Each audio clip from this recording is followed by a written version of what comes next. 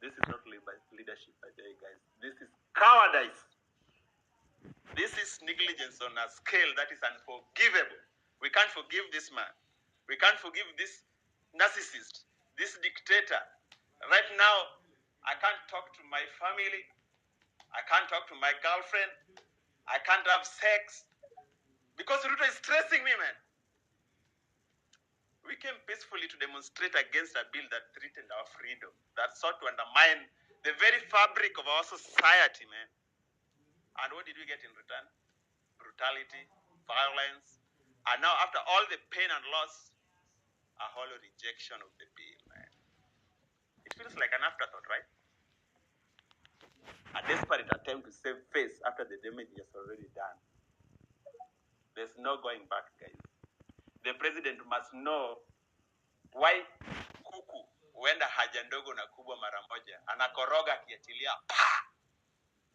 The president's actions are a stark reminder of the disconnect by the way that he has, kama Rigiji, the way the Rigiji just said, between the government and the people.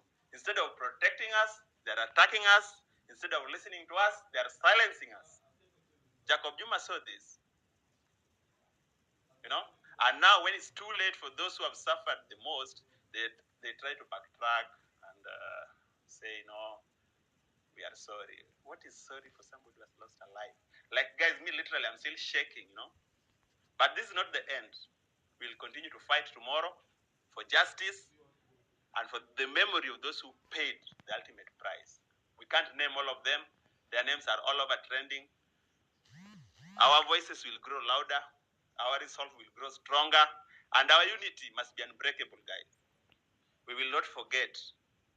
And we will not forgive this blatant disregard of our lives and rights. Enough is enough. Tomorrow morning, let's occupy the streets.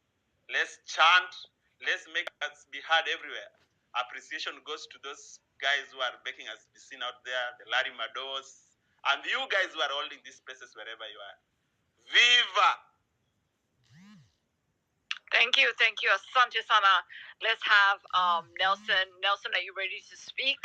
I know you were leaving the airport. Okay, so let's have Nelson, and then let's have Vincent next, and then after Vincent, let's have Madam Maj herself from Germany, and then we can move forward. After Maj, we can have history KE. So after the next, just immediately start speaking. Thank you. Thank you, Jelani. Thank you, Kiemozi, for this space. This is a wonderful time to be Kenyan. I feel so patriotic, and so many other people feel very patriotic. Everybody I'm speaking to is feeling this. It's like we are gaining independence again. So this is such a great moment to be Kenyan. And it's so sad that we are not in Kenya. I would have loved to be in Kenya because I would definitely be in the protests. And everybody who knows me knows that I would have been at the center of the protests. Irrespective of that, I have organized a protest with the Kenya Students Association in France leadership. And we are organizing a protest in Paris on Friday. And it's gonna be for the whole of everybody in Paris who is a Kenyan. So it's not only for students. It's only that we have only capacity to speak as the students, the student body in Paris. Before I continue, I want to also pass my condolences to the people who lost their lives yesterday. It is so sad that people had to shed their blood for a stupid bill, for just a mere bill, something that it's unthinkable. When you think about it, you get so angry that people were shot in the head with a sniper, like terrorists. Those snipers, where were they when Westgate was being attacked? Where were they when Dusit was being attacked?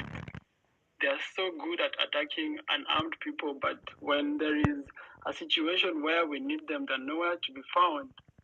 They're cowards. Cowards are the only people who attack weak people. And that's what they did. They're cowards. Because how can you attack someone with no gun, no weapon, nothing? And you shoot them in the head and their brains are all over it. It's tragic. It's a tragic moment, and it's even more tragic that the president could not even show any form of empathy. I mean, what kind of leadership is that? Anyway, I really want to pass my condolences to the families of the people who lost their lives, the mothers. I know it's a difficult time to lose your family member, but just know that blood did not go to waste. Change is coming. And so before I begin to speak, I want to read something. So I'm beginning to read this statement. What country before ever existed a century and a half without a rebellion? And what country can preserve its liberties if their rulers are not warned from time to time that their people preserve the spirit of resistance? What signify a few lives lost in a century or two?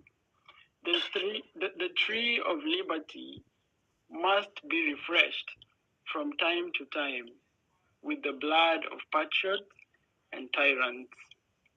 It is its natural manure. Our convention has been too much impressed. Okay, so it continues, but my point here is that from time to time, the tree of liberty must be refreshed by the blood of patriots and tyrants. That's its manure. So what is happening is it's historic. It's something that was bound to happen because of all the injustices that have been happening even before we gained independence. And there is a book I was reading. It was explaining why institutions in Africa are very weak and why institutions in the West are strong. And the institutions in Africa and other third world countries are that deliberately like this. They're weak so that the West can be able to exploit their resources. And the leaders, the politicians, are the enablers of these weak institutions. So all the politicians you see from Jomo Kenyatta to Moi to all the politicians that have led us have only acted on behalf of the West. And you can see that they never really wanted the institutions to be strong, and they never wanted the institutions to be independent. The institutions, like today, there is no parliament. We do not have a parliament. And without a strong parliament, there is no one to call out the president. No, absolutely no one. You could see it today on TV and how the MPs were giggling and laughing when President Ruto was speaking. It's like his children, when it's like when people are surrounding a rich guy and the rest are poor. You will see how they will even laugh at things that are not even jokes, because the guy is rich and he will be paying the bill. This is exactly how the MPs were behaving. Can you imagine people who are supposed to check your power are they're wagging their tail when you're around? How will they represent us, the people? Our parliament, we don't have a parliament. We need to recall all those MPs. We need to recall them because there is no way the country will move forward with that kind of leadership.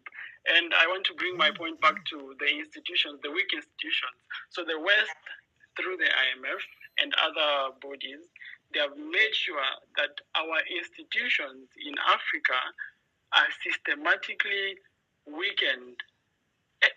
With every successive government, they will make sure that our institutions are not strong enough, because when our institutions are strong enough, we will begin to industrialize.